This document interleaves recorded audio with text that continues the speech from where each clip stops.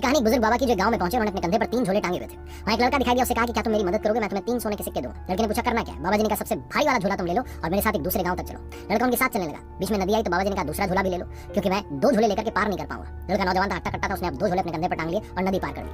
आगे चले तो उसने बाबा जी से पूछ लिया कि इनमें है क्या, बड़े भारी लग रहे हैं। तो बाबा जी ने बताया कि सबसे भारी वाले, इसमें बड़े वाले झोले में तांबे के सिक्के हैं, उससे छोटे वाले में चांदी के सिक्के हैं, और जो मैंने अपने कंधे पर टांगा है इसमें सोने के सिक्के हैं। आगे चलते चले जा रहे थे, बाबा जी बार-बार उसको घूर रहे थे, शक की निगाह से देख रहे थे। तो लड़के ने पलट करके कहा कि बाबा जी बहुत ईमानदार हूं, जीवन भर मैंने ईमानदारी की, आप टेंशन मत लीजिए, आपका सामान पहुंचा दूंगा। आगे चले तो एक पहाड़ आया। बाबा जी ने कहा इस पहाड़ के उस पार ही वो गांव है, क्या तुम ये वाला झोला भी ले लोगे ताकि मैं निश्चिंत होकर के चढ़ पाऊं। लड़के ने कहा ठीक है। ऊपर लड़का चढ़ने लगा और बाबा जी कह रहे थे कि तुम अपनी स्पीड से चढ़ जाओ, ऊपर जाकर के मेरी प्रतीक्षा करना, मैं आ ही रहा हूं, फिर साथ में चलेंगे। जैसे लड़का आगे बढ़ता जा रहा था, उसके मन में रावण जाग गया, उसे लाके लेकर के भाग जाता हूं, बाबा मेरा क्या कर लेगा।